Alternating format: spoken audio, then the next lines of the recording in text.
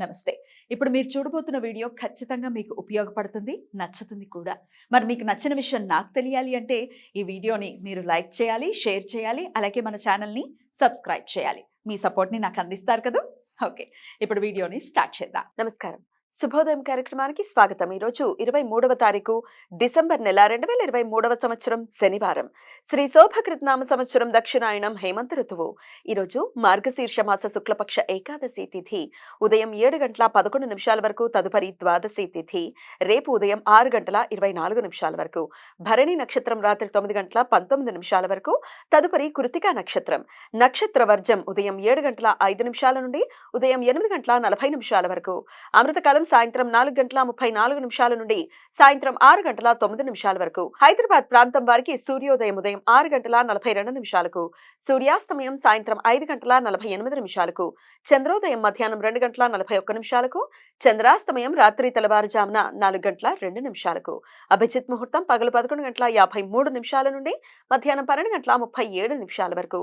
దుర్ముహూర్తం ఉదయం 6:42 నుండి ఉదయం 8:11 వరకు.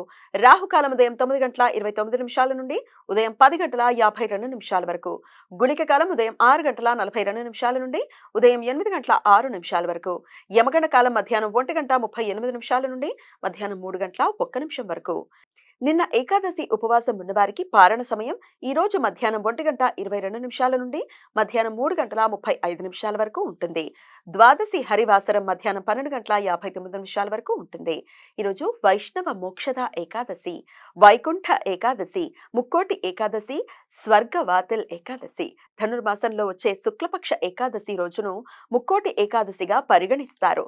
విష్ణు పురాణం ప్రకారం విష్ణుమూర్తి తన వ్యతిరేకులు అయిన 2 రాక్షసులను వైకుంఠంలో ఉత్తర ద్వారం ద్వారా తనను దర్శించుకోవటానికి అవకాశం కల్పించారు అని, వారి కోరిక మేరకు ఎవరైతే రాక్షసుల పరివర్తనకు సంబంధించిన కథను విని ఉత్తర ద్వారం ద్వారా తనను దర్శించుకుంటారో వారి పాప ప్రక్షాళన జరిగి వారికి వైకుంఠ ప్రవేశం సులువుగా జరుగుతుంది అని వరం ఇచ్చాడు అని కథనం. ఎవరైతే తాము చేసిన పాపాలని తప్పులని గుర్తించి భగవంతుణ్ణి శరణు కోరితే వారు పాప విముక్తులు అవుతారని భక్తుల నమ్మకం. ఈరోజు అన్ని వైష్ణవ ఆలయాల్లో భక్తుల సందర్శనం కోసం ఉత్తర ద్వారాలు తెరిచి ఉంచబడతాయి. అందుచేత ఈ ఏకాదశిని వైకుంఠ ఏకాదశి అని పిలుస్తారు. ముక్కోటి దేవతలు ఈరోజు విష్ణుమూర్తిని దర్శించుకుంటారు అనే నమ్మకంతో ముక్కోటి ఏకాదశి అని కూడా పిలుస్తారు. ఈరోజు ఏకాదశి ఉపవాసం ఉన్నవారికి పారణ సమయం రేపు సూర్యోదయం నుండి ఉదయం 8:56 వరకు ఉంటుంది. ఈరోజు అఖండ ద్వాదశి వ్రతం, క్షీరాబ్ది శయన వ్రతం. ఈ వ్రతాన్ని వైష్ణవులు విష్ణుమూర్తిని ఆరాధిస్తూ ఈరోజు ఆచరిస్తారు. దీనినే వాసుదేవ ద్వాదశి, రుక్మాంగద ద్వాదశి, ఉల్క ద్వాదశి అని కూడా పిలుస్తారు. ఈరోజు మత్స్య ద్వాదశి. కొన్ని సాంప్రదాయాల ప్రకారం చైత్ర శుక్లపక్ష తదియ రోజు మత్స్య జయంతి జరుపుకుంటారు. మరికొన్ని సాంప్రదాయాల ప్రకారం మార్గశీర్ష శుక్లపక్ష ద్వాదశి రోజు జరుపుకుంటారు. విష్ణుమూర్తి దశావతారాలలో మొదటి అవతారమైన మత్స్యావతారం ఈ రోజు ఆవిర్భవించింది అని భక్తుల నమ్మకం. అన్ని వైష్ణవ దేవాలయాల్లో ఈరోజు ప్రత్యేక పూజలు జరుగుతాయి. మన దేశంలో మత్స్యావతారం మూల విరాట్టుగా ఉన్న ఒకే ఒక దేవాలయం తిరుపతి దగ్గరలోని నాగలాపురంలోని శ్రీ వేదనారాయణ స్వామి వారి ఆలయం.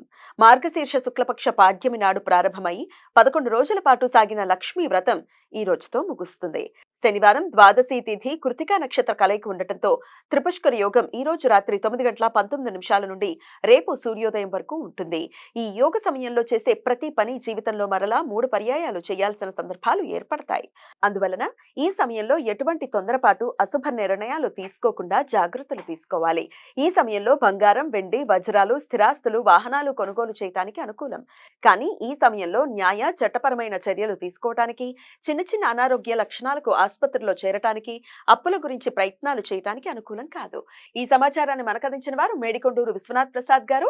ఆయనకు కృతజ్ఞతల్ని తెలియజేస్తూ నారాయణ స్మరణతో సమస్త సన్మంగళాని భవంతు. నమస్కారం.